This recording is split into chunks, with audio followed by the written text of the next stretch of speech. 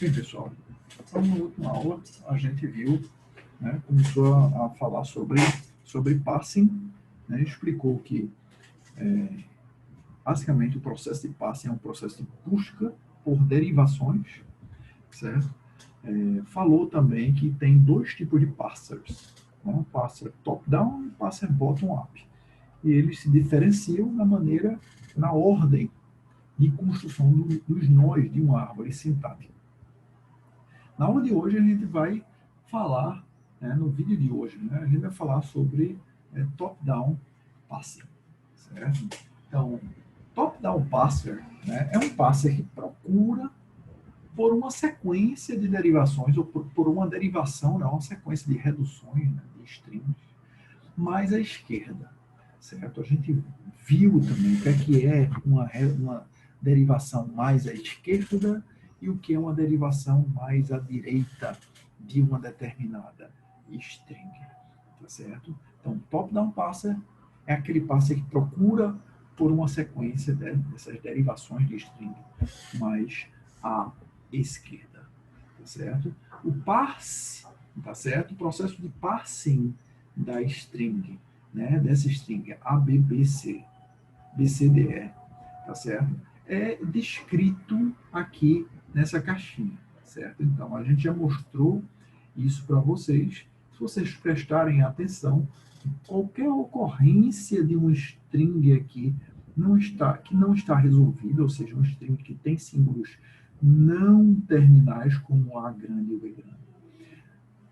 Toda ocorrência dessa aqui, a expansão, a redução dessa string vai ser feita no símbolo não terminal mais à esquerda. Então, nesse caso aqui, tinha essa escolha entre o A grande e o B grande, a gente escolheu o A grande. Mais uma vez aqui, uma escolha entre o A grande e o B grande, a gente escolheu expandir o A grande. Quando isso acontece, a gente diz que é uma derivação mais à esquerda, nesse caso aqui, porque sempre a gente preferiu a string que estava mais à esquerda, certo? Então a gente diz que a derivação, essa string foi construída com uma derivação mais à esquerda, tá certo? Através de uma sequência de derivações mais à esquerda, certo? E com uma derivação dessa aqui, a gente tem uma árvore sintática. Então, o processo de parsing é, dado uma string como essa aqui, procurar por uma derivação como essa aqui. Se a derivação for mais à esquerda, tá certo? A gente diz que essa que a derivação, né, que foi mais à esquerda, tá certo? Né? Então, nesse caso aqui, né, foi uma derivação mais à esquerda, né? Então, um parser top-down procura por sequências de derivações como esta aqui, tá certo? Enfim, pessoal, né? Então, o método que é utilizado, né, só um segundo aqui, o método que é utilizado para se derivar strings mais à esquerda, o método top-down, é descrito nesse slide, tá certo? É um processo muito simples. Então, você inicia com o símbolo raiz, é lógico que isso, o algoritmo que implementa esse método é mais complexo, mas aqui, né, entenda que a gente está descrevendo num nível mais alto, tá certo? Mais abstrato.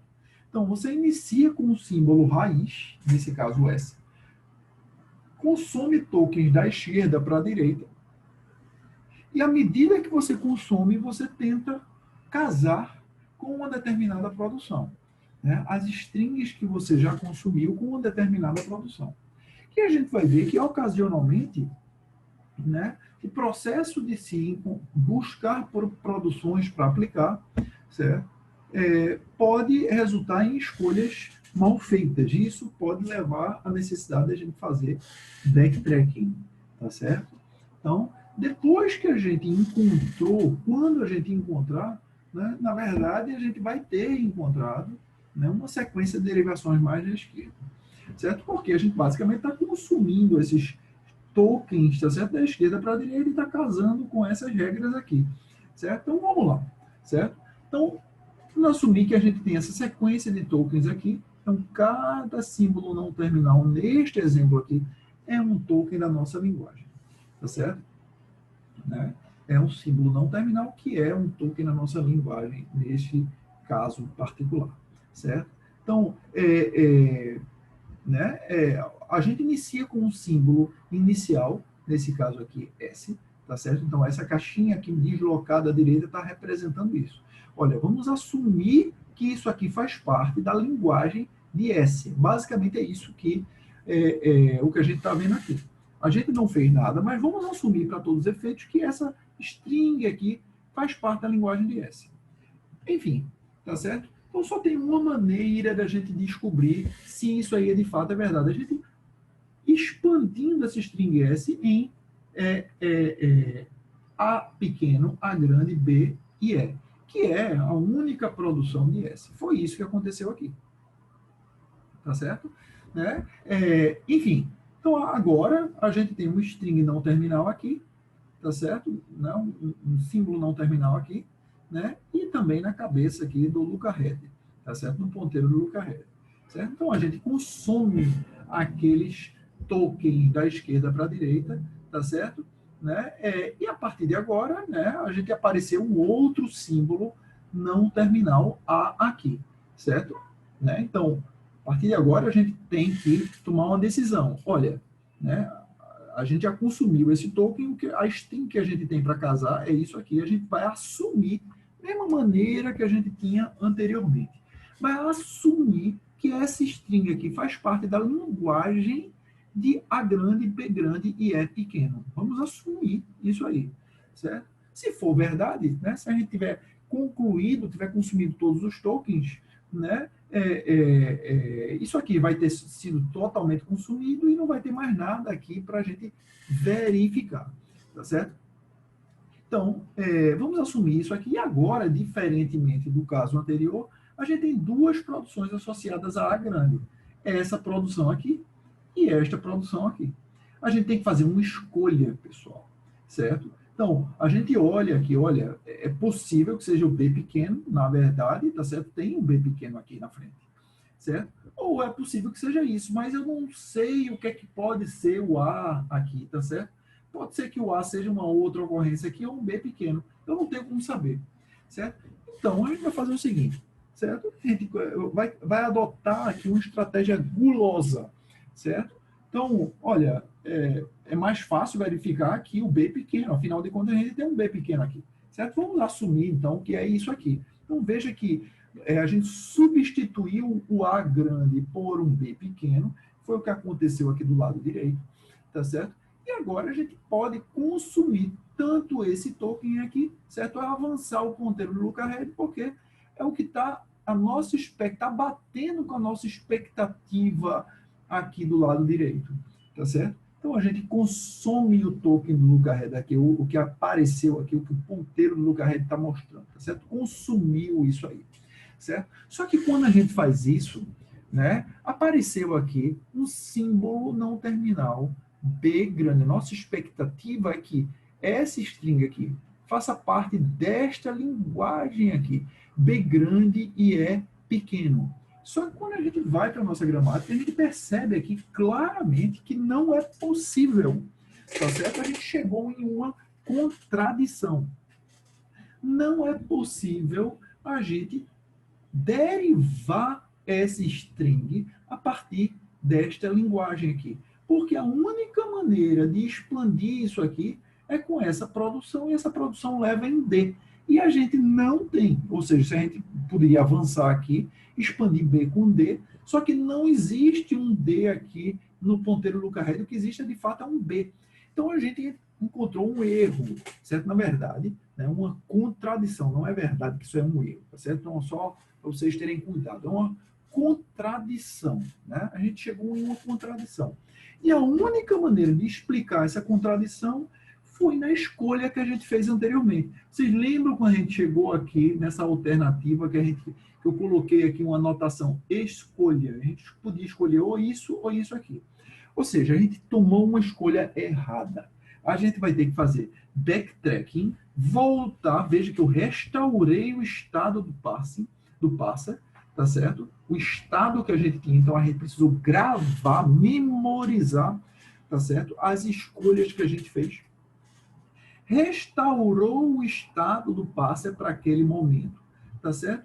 E agora tem convicção que a escolha que a gente fez foi errada, e a gente pode escolher a outra alternativa.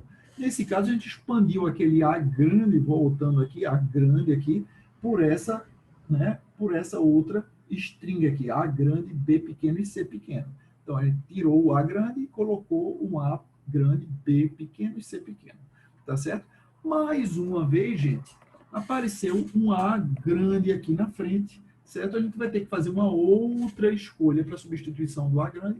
Vamos assumir de novo que a gente faz a escolha gulosa, certo? Escolhe o B pequeno novamente e a gente obtém essa string. Agora a gente consegue avançar um pouquinho mais, olha.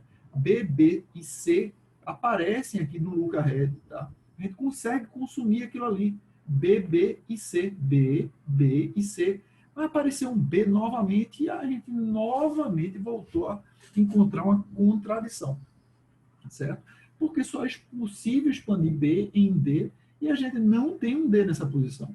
Mais uma vez, a única explicação foi na última escolha que a gente fez, a gente ter feito uma escolha errada, certo? A gente volta ali e faz mais uma vez a outra escolha pela outra opção, ou seja, a gente teve duas escolhas infelizes, né? A gente teve que fazer backtracking duas vezes, certo? Agora a gente toma a outra escolha, tá certo? E dessa vez, né, eu acredito que a gente vai conseguir avançar, certo? Então, B pequeno, C pequeno, B pequeno, C pequeno, e agora B aparece ali, tá certo? Agora tudo bem, porque é um D que aparece no ponteiro lookahead, certo? A gente substitui B por D, certo? Né? E agora consegue consumir todos os tokens e não tem mais nenhuma obrigação de prova, digamos assim. A gente não tem mais que provar nada sobre a string.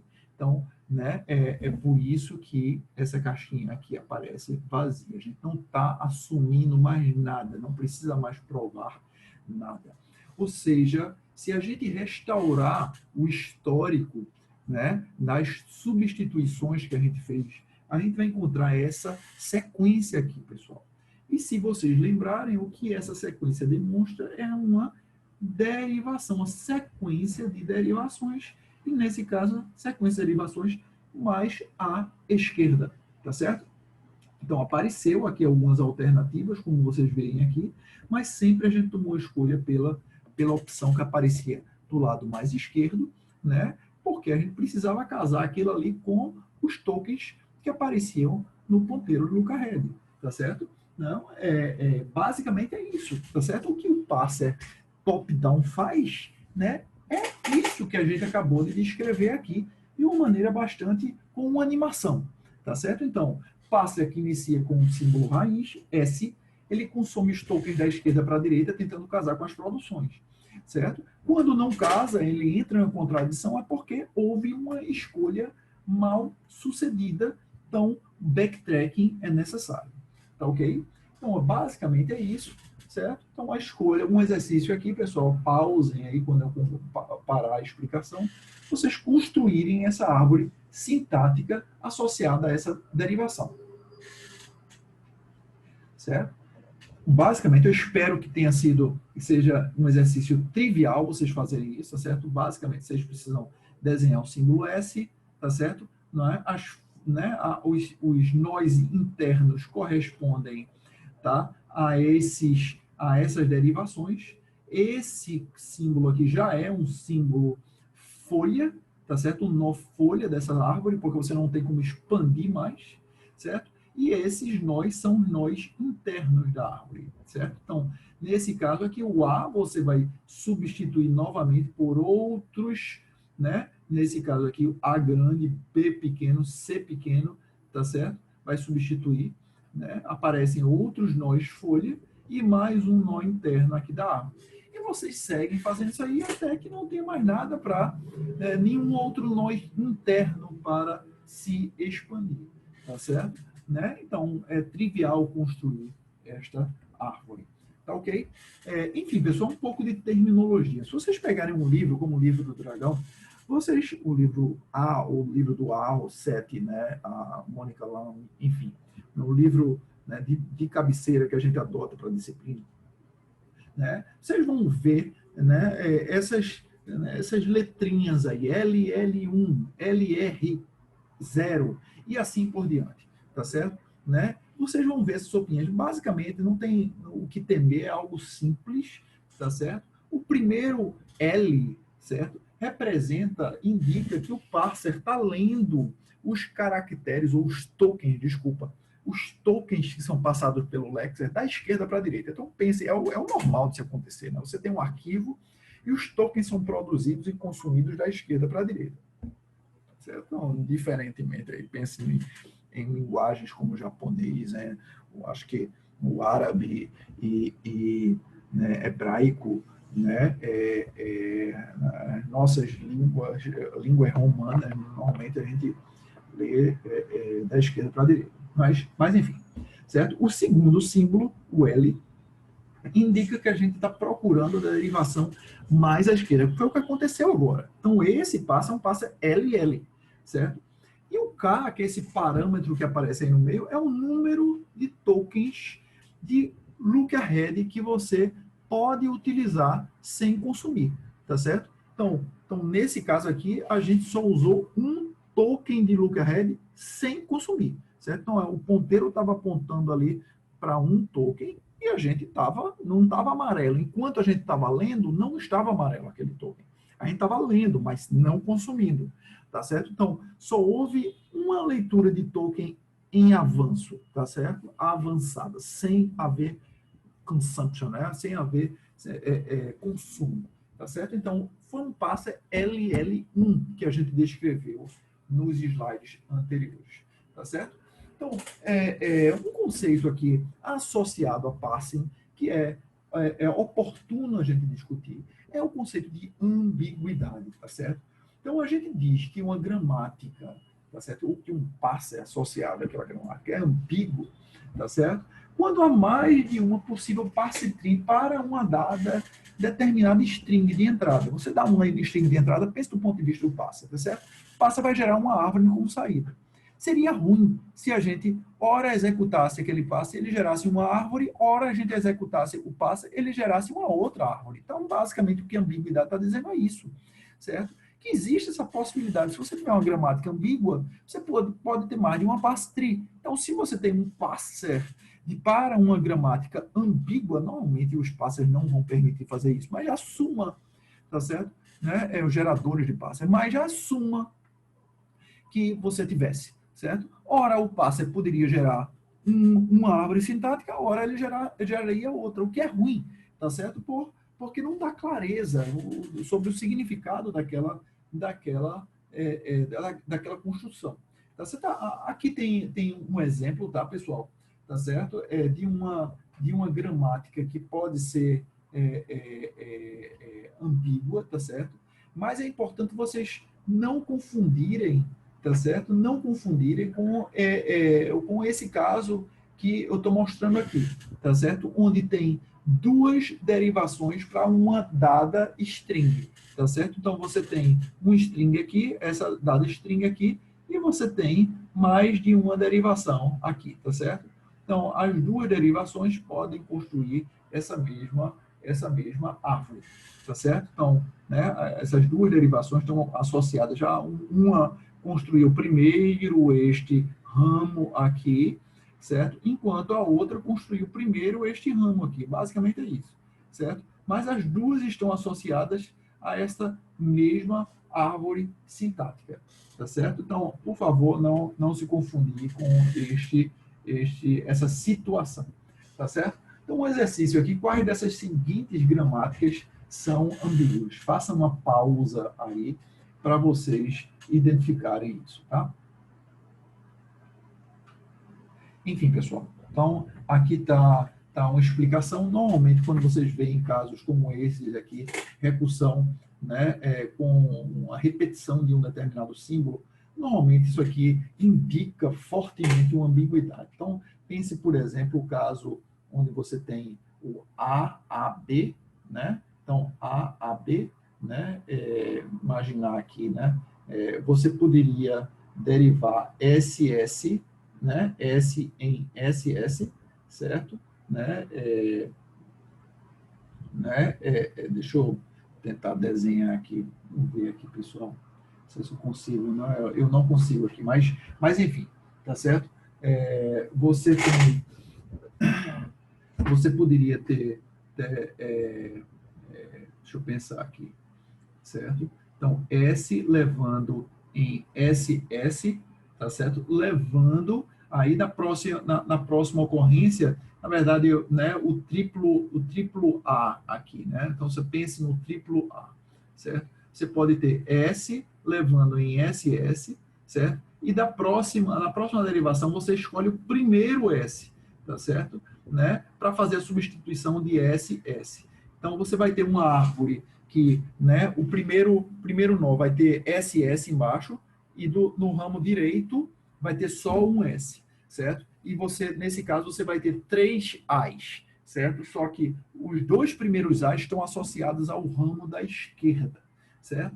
E na segunda alternativa, na segunda derivação, você tem S levando em SS, e ao invés de derivar primeiro S, você deriva o segundo S, né, levando em SS. Então, nesse caso, você também vai ter 3 As, só que os dois, né, o segundo e o terceiro A vão estar associados ao ramo a sub-árvore da direita da árvore, da sua árvore sintática. Então, um caso muito similar aparece aqui nessa segunda gramática.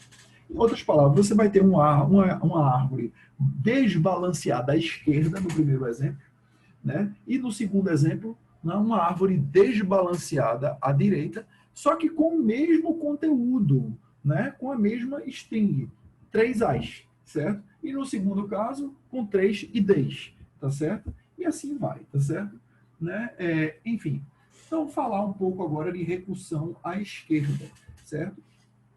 Né? Então, a recursão à esquerda, ele pode ser um problema, tá certo? Né? Um complicador para certos tipos de parsers, tá certo? E o problema aqui está relacionado com a incapacidade de um parser, tá certo? Decidir quando parar a recursão, tá certo? Então, imagine que você implementa isso aqui com uma função, certo? Você não sabe, basicamente, quando vai parar aquela recursão. Então, olha aqui esse cenário, certo? Então, o A grande e o B grande, tá certo? Né? E você expandiu o A grande em A, B, C, certo? Depois continuou expandindo em A, B, C, depois continuou expandindo em A, B, C, sem nunca consumir nada do seu ponteiro do Luca-Head, tá certo? Né? Então, isso é um problema, certo? Então, lembrando aqui de predictive parsing, a gente viu, tá certo, que era um parser preditivo. Então, a gente viu isso aí já em aulas anteriores. Então, parser preditivo, né, recursivo descendente. Então, é um tipo de parser preditivo, é aquele parser que, né, ele não precisa fazer chutes. Ele sempre sabe qual a produção que ele vai aplicar. Então, neste exemplo aqui, o parser preditivo que a gente viu é um parser top-down, tá certo? Ele não requer backtracking, então é muito fácil para você construir manualmente, tá certo? Né? E você precisa eliminar a recursão à esquerda. Ele não admite, tá certo, recursão à esquerda, porque, né, a recursão à esquerda levaria a um loop infinito daquele parser, né, recursivo descendente que a gente viu, tá certo? Então, você pense na função recursiva, certo? Então, o passo recursivo, a recursão, aconteceria sem consumir nada, né, dos strings, do token do Luca-Head, certo? Então, como não há progresso, tá certo? Você entra em recursão, a execução do passo entra em loop infinito, tá certo? Então, aqui está um exemplo, uma receita de bolo de como fazer a refatoração, só que essa refatoração nem sempre funciona, entendeu, gente? Né? Porque você pode quebrar com regras de associatividade e precedência. Mas nesse exemplo aqui, basicamente, o que acontece, a recursão aparece aqui, né? Nesse caso aqui, a recursão à esquerda em A, Então, basicamente, o que você faz é dizer que isso aqui tudo é o resto, tá certo? Bom, olha, você tem A, né? Ou o resto, certo? Chama isso aqui de K, certo? Né? E K pode ser ou BC, tá certo? Ou K, certo? Então, né? Que é a recursão novamente, certo? Ou epsilon. Então, basicamente, é uma receita de bolo. Uma outra maneira de você identificar isso aqui é pensando nas possíveis strings. Quais são as possíveis strings aqui? Olha, possíveis strings são B, tá certo? Vamos olhar de novo aqui, certo? Né? B, BC, tá certo? Olha, B é uma string, B, BC é outra string, certo? Outra string é B, tá certo? B, ABC de novo, né? E BBC, ou seja, é B, né? BBC, BBBC e assim vai, tá certo? Ou seja, sempre vai ter que ter um B pequeno, tá certo? E depois vai ter BC, um número arbitrário de vezes, que é isso que está representando com esse K aqui, certo? Né? E o K pode ser um epsilon, tá certo? Basicamente é isso. Então, você reescreve a gramática para eliminar a recursão à esquerda. Agora, a recursão ficou à direita. Tá certo? Enfim, pessoal, escolha a gramática que elimina a recursão à esquerda corretamente dessa gramática. Certo? Então, aqui um exercício para vocês. Pausem novamente. Certo? Uma gramática de entrada é essa aqui. Tem uma recursão à esquerda, como vocês podem ver aqui. E aqui tem uma solução para essa gramática, para que elimina, de fato, elimina corretamente a recursão à esquerda dessa gramática. Pausem aí e pensem aí na solução. Certo? Enfim, pessoal, como eu falei para vocês, mais uma vez, é a melhor maneira de se resolver isso aí, vocês expandindo isso aí para definir a linguagem, né, dessa gramática, né, que tem a recursão à esquerda. Então, primeiramente, nesse caso aqui, tá certo? Vocês têm T, certo? É uma possível string, um T. A outra string é T mais T, tá certo? É um caso de E mais T, onde você substitui o E pela ocorrência mais simples que pode existir, né, que está na linguagem T. Então, T mais T, tá certo? Ou, tá certo? T mais T, e assim vai, certo? Então, você tem um T, ou dois T's, né, concatenados com mais, ou três T's concatenados sempre com mais, certo? Em outras palavras, você sempre vai ter um T, sempre vai iniciar com T, e vai ter um resto, tá certo? E esse resto é o mais T, tá certo? É o que está mostrando aqui nesta solução aqui. Então, ele, definitivamente, ele tem um T e ele tem um resto, certo? Tem um resto, e esse resto vai ter, sempre vai iniciar com um mais T, tá certo? Mais T, um número arbitrário de vezes. Então, mais T, mais T, mais T, e assim vai. É o que está mostrando com esse resto aqui, certo? Então, esse resto agora, essa recursão aqui ocorre no E' aqui, né, que é o nosso resto. Podia chamar isso aqui de R para ficar mais claro, mas enfim, tá certo? Ou epsilon, porque pode ser que isso aqui não seja necessário. É o caso do T sozinho aqui, tá certo? Então, e esta aqui é a solução, tá bom? Enfim, pessoal, então a gente conclui, né, esta aula aqui.